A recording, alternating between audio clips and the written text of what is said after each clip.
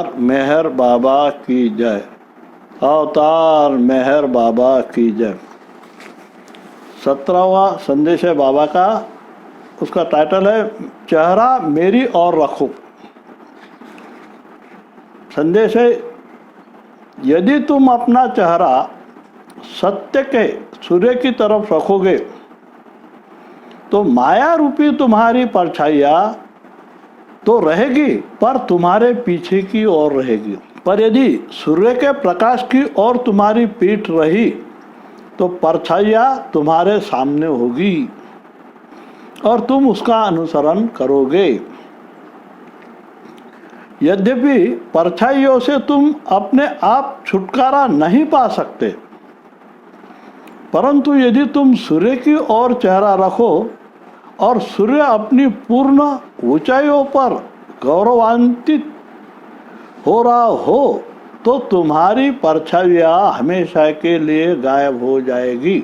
जो आध्यात्मिक मार्ग पर है उनके लिए मैं ही सूर्य हूँ बाबा, जो तुम सबको प्राण और प्रकाश का स्रोत है। ईश्वर न तो आकाश में पाया जा सकता है और न ही हिमालय की गुफाओं में, वह तो प्रत्येक के हृदय में ही है। जैसे ही तुम्हारा हृदय स्वच्छ हुआ कि वह प्रकट हो जाएगा। ये हो गया संदेश। अभी चेहरा मेरी ओर रखो का क्या मीनिंग? सूर्य का बाबा ने उदाहरण दिया। सूर्य के तरफ अभी पूरब से सूर्य आ रहा है, अपन सूर्य के तरफ मुंह देख के खड़े रहे तो हमको हमारी परछाई दिखेंगी क्या?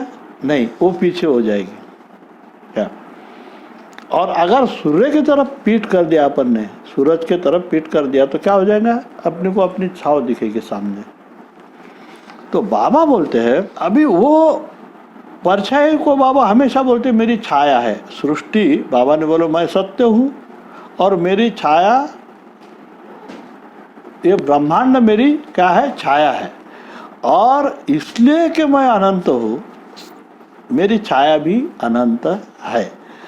बाकी छाया है तो उसमें कोई दम नहीं। छाया बोले तो अरे कुछ नहीं है।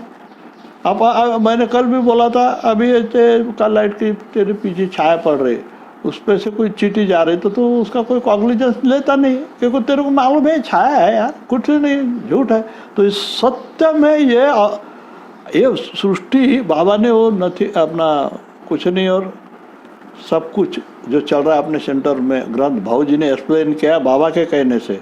एवरीथिंग एंड नथिंग ओरिजिनली बाबा के डिस्कोर्सेस बहुत कम है, उसको समझाने के चक्कर में बड़ा नाटक। भाऊ जी को बोला कि इसको सारा एक्सप्लेन कर, सब लोग उनको समझने चाहिए। तो अभी 9 महीने से अपने सेंटर में वो चल रहा है, तो उसमें यही समझाया बाबा ने बार बार। कभी छाया बताया, कभी स्वप्न बताया, कभी पासिंग शो बताया सृष्टि को। इससे इसको सच समझना छोड़ दो, बाबा बोलते। तो अगर हम सूरज के तरफ पीठ करें तो हमको छाया दिखेगी। जब छाया दिखेगी तो छाया में ही अब लिप्त हो जाएंगे, यानी सृष्टि को सच्चा समझ के उसके साथ डील करते रहेंगे, क्योंकि हमारी पीठ किधर है? सूरज के तरफ। तो और वो यानी जब अपना पीठ सूरज के तरफ है तो हम अनुसरण जो करेंगे वो छाया का करेंगे, झूठ का करेंगे। समझ में ये बात? तो बाबा ने ये भी बोला है कि परछाई से हम अपने आप छुटकारा नहीं पा सकते। खुद चाहे सर फटक लो तुम, ये कितना भी अभी अपने लोग देखो, सब धर्म के युगों से ये बता रहे सदगुरु संत अवतार के झूठ है, युगों से बता रहे। और बड़े लोग बड़े चाव से भागवत कथा, ये कथा वो कथा सुनते हैं, प्रवचन सुनते हैं, उसमें भी यही रहता है। तुकाराम भी वही बोलता है जो श्री कृष्ण बोलते हैं, जो गौतम बुद्ध बोलते हैं, हाँ? मगर फिर भी हम सुधरे क्या? इसलिए हम अपने आप में नहीं सुधर सकते। उसके लिए आइडिया बाबा क्या बताते हैं, क्या यद्यपि परछाई से तुम अपने आप छुटकारा नहीं पा सकते, खुद होके नहीं पा सकते, परंतु यदि तुम सूर्य की ओर चेहरा रखो और सूर्य अपनी पूर्ण ऊंचाइयों पर गौरवान्वित हो रहा हो तो तुम्हारी परछाइयाँ हमेशा के लिए गायब हो जाएगी। यानी सूर्य की तरफ मुंह रखो और सूर्य फुल फॉर्म में अगर है बोले तो वो अगर सदगुरु है सच्चा या अवतार है और उसके तरफ हम मुंह रखते हैं तो वो गौरवान्वित बोले टॉप पे है, वो सबसे टॉप पे अवतार, उसके तरफ मुंह रखते तो छाया अपनी गिरेगी नहीं, अपने नीचे आ जाएगी, छाया दिखेगी नहीं। इसका मतलब सूर्य के तरफ बोले तो बाबा के तरफ या सदगुरु के तरफ जिसका पूरा ख्याल है, उसके बोलने में, विचारों में, स्मरण में, कर्म में, जो भी कर्म वो करता है ये समझ के अगर करता है कि ये बाबा का कर्म है, चाहे खाने का हो, चाहे बाहर से परचेसिंग करने का हो या जैसी बाबा की दूसरी इच्छा है, ऐसा जो करता है उसके सब कर्म बाबा के लिए हो जाते हैं। क्या है दूसरी इच्छा? Attend faithfully to your worldly duties but keep at the back of mind that all it is Baba's. अपने दुनियावी कर्तव्य प्रामाणिकता से करते रहो, मगर ये हमेशा अपने अंतर्मन में रखो पक्का कि ये सब बाबा का है। जब बाबा का हम समझ जाएंगे तो घर बाबा का हुआ, परिवार बाबा का हुआ, नौकरी बाबा की हुई, बिजनेस बाबा का हुआ। तो उससे कंसर्न, जैसे प्रपंच अभी जैसा घर चलाना है, उससे कंसर्न जो भी बातें हैं मैं कर रहा हूँ, सब्जी ला रहा हूँ, दूध ला रहा हूँ, किराना ला रहा हूँ, ये क्या हो गए? ये सब कर्म किसके हो गए? बाबा के, क्योंकि परिवार बाबा का है। पकड़ में ये बात। तो ऐसा अगर जिसकी सोच है उसका मतलब बाबा की तरफ उसका पूरा ख्याल है। जिसकी सोच ऐसी है उसका मतलब ये है कि वो परछाई नहीं देख रहा है, बाबा को देख रहा है। उसने सोच लिया कि सब बाबा का है, सब बाबा का है, यहाँ तक कि मेरा शरीर भी हमेशा के लिए उसके दिल में पक्का है, पक्का बैठा हुआ है कि भाई सब बाबा का है, यहाँ तक मेरा शरीर भी, शरीर चलाने वाला भी वो है। तो हो गया उसका चेहरा किधर? बाबा के तरफ। फिर उसको परछाई दिखने का चांस ही नहीं। जो इतना बाबा का उसका निरंतर स्मरण ही हो जाएगा ना, ये मेरे को घर चलाना बाबा ने ड्यूटी दी, वो चक्कर में जो भी काम करेगा बाबा के काम हो जाएंगे, उसके संस्कार बनेंगे नहीं, और वो हमेशा सोच रहेगी उसके बाबा के बारे में। हाँ, तो वो केस में अपने आप कुछ दिनों में, जो कि बाबा ने न्यू लाइफ में भी लेबर फेज अपने लिए बोला था, मेरे ख्याल से इसके ऊपर बोला क्या मैं कोई 4-5 एपिसोड में, लेबर फेज भी इसी के जैसा है। ये सेकंड इच्छा जो है बाबा की क्या है कि साक्षात्कार सही गोल है अपने आप को जानने का। The real goal of life is to become one with God. यही सत्य गोल है बाबा बोलते हैं। बाकी जो अपने उद्देश्य रहते, ध्येय रहते जीवन के, सब झूठ है। तो वो गोल को पाने के लिए सिवा सदगुरु और अवतार के कोई भी वो गोल तक नहीं ले जा सकता, क्योंकि वो खुद वो गोल पे पहुंच रहे थे। जो मैट्रिक नहीं है वो मैट्रिक के बच्चों को कैसा पढ़ाएगा? 8वीं क्लास का लड़का मैट्रिक के बच्चों को पढ़ा नहीं सकता। जो मैट्रिक हुआ है वो मैट्रिक पढ़ाएगा। तो जो खुदा बना है वो दूसरे को खुदा कर सकता है, बाकी नहीं।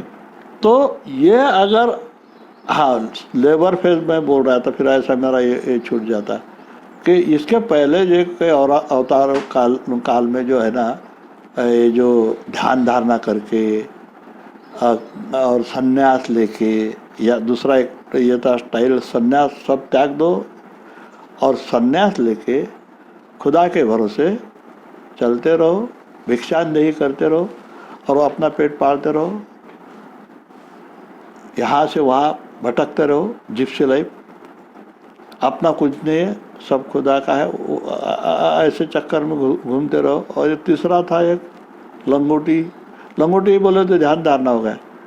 फिर जिप्सी, लंगोटी और भिक्षांदेही, तीर्थाटन करते रहो, यहाँ से वहाँ से भीख मांग के खाते रहो और बस चलते रहो।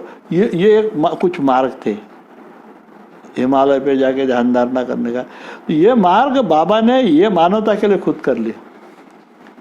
ये अभी किसको भी इससे कोई लेन देना नहीं, अभी ना इससे कोई मुक्ति मिलेगी ध्यान धारणा से, ना संन्यास लेने से, ना कुछ।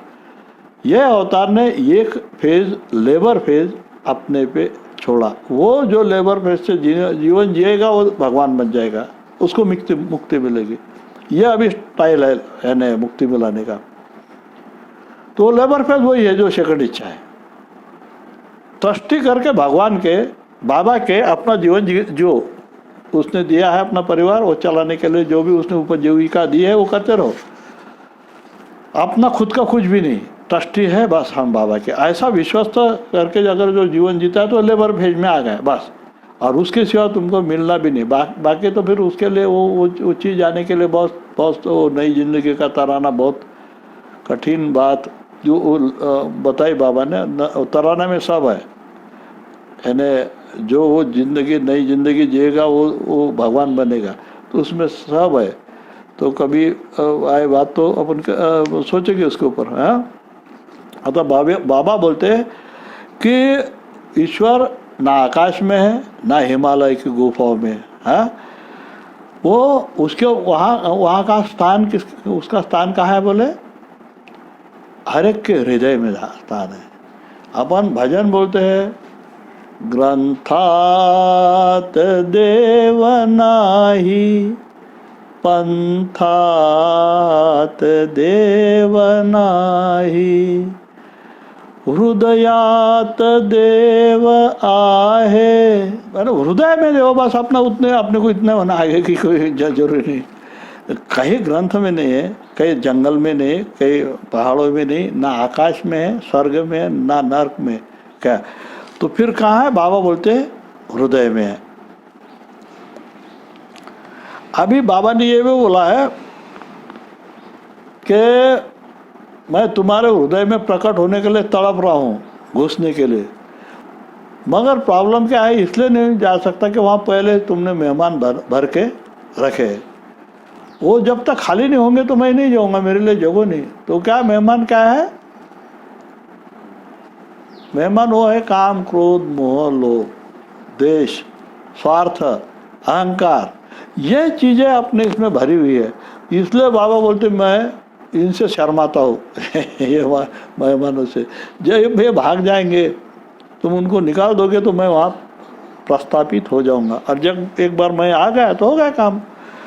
तो वही कि भाई जिससे काम, क्रोध, मोह, लोभ, निंदा करने की आदत, स्वार्थ, हाँ, ये अगर निकल गया जिससे, तो सच्चा होगा, खाली होगा। तब मैं आके उसमें क्या करूँगा, स्थानापन्न होऊंगा। और एक बार बाबा जिसके हृदय में बैठ गए, हो गया भक्त प्रहलाद हो, क्या उसको कोई झमेला नहीं, निरंतर आनंद की स्थिति में रहेगा। ये भी बाबा ने बोले देखो मेरे को मैं तो दूसरा एक स्टेटमेंट है कि तुम्हारे हृदय में मैं सोया हुआ हूँ, तो तुम मेरे को जगाओगे कैसे? निरंतर मेरे को पुकारो, बाबा बाबा मेहर बाबा, निरंतर। फिर वो निरंतर पुकारने से क्या, एक आध दिन जग जाऊंगा मैं जो सोया हुआ हूँ। फिर जब जगा मैं, बाबा बोलते एक बार जग गया तो फिर मुझे ऊँघने की भी फुर्सत न दो, कंटिन्यू मुझे पुकारते रहो, तो फिर मैं हमेशा के लिए जागरूक होऊंगा। नहीं तो कुछ दिन, कुछ समय, कुछ दिन बाबा का जप किए, बुलाते रहे, फिर बाद में भूल गए, ऐसे से नहीं जमेगा, ऐसा बाबा ने बोला है। तो या दूसरी आइडिया है, स्वच्छ कर लो, यानी काम धीरे धीरे अपने आप में से काम, क्रोध, मोह, लोभ बाबा को अच्छा नहीं लगते, इसलिए निंदा करना बंद कर दो। स्वार्थ कि दूसरे का घाटा करके अपना फायदा न करो, दूसरे का बुरा करके अपना फायदा न करो, क्या अपना खाओ। तो ऐसा करते रहोगे तो हमारा हृदय क्लीन होगा और बाबा वहाँ आ जाएंगे। अवतार मेहर बाबा की जय, अवतार मेहर बाबा की जय।